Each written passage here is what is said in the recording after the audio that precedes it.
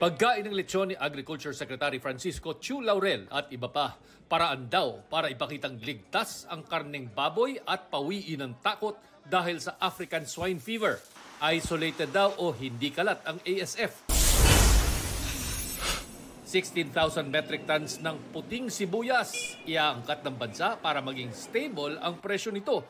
Titiyakin daw ng DA na darating ang mga ito bago matapos ang Disyembre para di tamaan ang anihan ng mga lokal na magsasaka.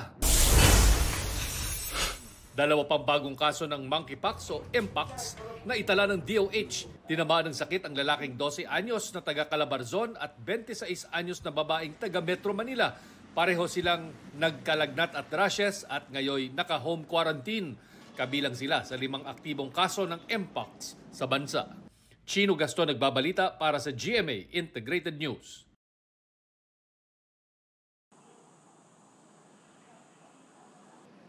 Huwag magpahuli sa mga balitang dapat ninyong malaman. Mag-subscribe sa GMA Integrated News sa YouTube. Sa mga kapuso abroad, subaybayan nyo kami sa GMA Pinoy TV at sa www.gmanews.tv.